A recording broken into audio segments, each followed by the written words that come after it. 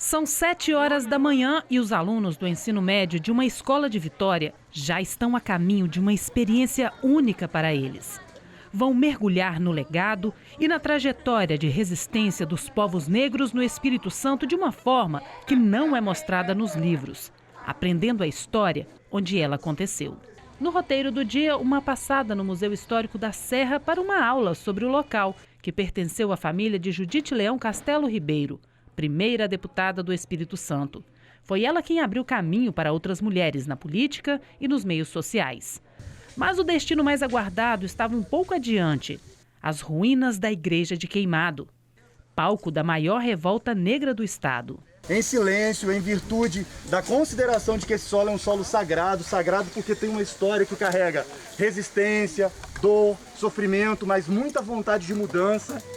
Por aqui, a monotonia durante as aulas passa longe.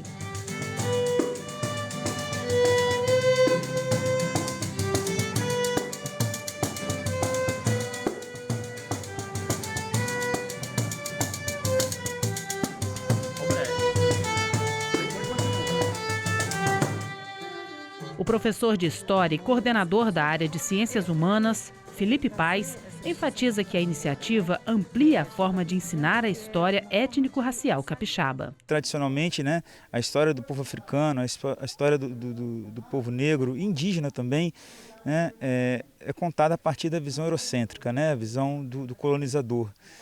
E hoje até os livros didáticos trazem alguma coisa, mas ainda assim não são protagonistas. Então, ao vir com essa galerinha, a maioria afrodescendente, a maioria negra, negro, e aí dar a possibilidade deles pensarem a sua história, de conhecerem a sua história e levarem à frente isso. Essa é a primeira vez que a Ashley Nascimento sai da sala de aula para aprender história. A estudante acredita que a atividade é enriquecedora em vários aspectos. Não só conhecer a história do nosso país, do nosso estado, mas também para conhecer a nossa história, principalmente para mim que sou afrodescendente. Porque em toda a história sempre teve esse epistemicídio, que é essa morte da história. Então eu nunca tive tantas referências e agora estou tendo, então isso mudou muito a minha vida. Eu vejo as coisas com outro olhar hoje. Os pontos históricos da Grande Vitória antes passavam batido para Isabela Fogolin. Hoje a estudante conhece cada detalhe por trás dos monumentos. E mais, passou a ter um olhar crítico sobre eles. Hoje, quando eu passo em frente de um monumento, de uma estátua, de uma igreja, que eu sei que foi referência e que tem uma história, eu tento buscar refletir sobre aquilo, eu tento buscar até mesmo pesquisar um pouco, estudar. O Lucas Januário sempre teve gosto pela disciplina de história. A experiência fora da escola aguçou ainda mais sua fome de conhecimento. Há algo além dos livros, Às vezes nós ficamos na sala de aula, lendo aquelas páginas, estudando aquelas matérias, mas nós nunca realmente sentimos aquilo que está no livro. Então, você ler num livro sobre Queimado, por exemplo, você vê, bem, aconteceu, mas agora você vir aqui, você ver a história de perto, como por exemplo as pessoas que vieram e andavam 4 horas até aqui, é uma experiência completamente diferente, você sente uma energia completamente diferente. Então eu creio que saídas como essa são de suma importância, visto que o que você aprende aqui, você praticamente nunca terá nos livros de história, porque aqui estamos sentindo na pele, mosquitos, o sol. Então é uma experiência realmente vívida, uma experiência real e uma experiência que eu creio que todas as pessoas deveriam ter pelo menos uma vez na vida. As visitas aos monumentos históricos da Grande Vitória fazem parte da disciplina eletiva Lado Negro da Força, disponibilizada desde 2019 para os alunos da escola Irmã Maria Horta.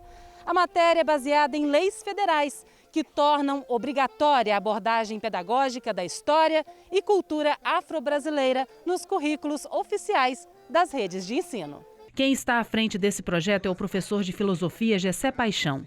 O docente relata que a atividade possibilita o ensino da história dos povos negros por outra perspectiva. Os estudantes, além de entrar em contato com conceitos, com ideias ligadas ao debate filosófico afrocentrado, né, e falar disso é muito importante, além de entrarem em contato com esses conceitos, entrar em contato com personalidades, com ícones do pensamento, das filosofias, da história e cultura negra, nós também oferecemos esse ano a possibilidade de uma visita, de um contato íntimo, direto com essas topografias, com as paisagens, com os locais, sobretudo locais de resistência, locais que resguardam as histórias dos povos indígenas e povos negros. O professor Gessé acredita que estaríamos mais avançados em relação ao racismo se propostas pedagógicas mais realistas historicamente fizessem parte da rotina dos estudantes há mais tempo. A experiência racista ela é estrutural, ela não é pontual, ela não é avulsa, né? Ela está nas estruturas, nos ossos, nas estruturas da nossa sociedade, né, brasileira.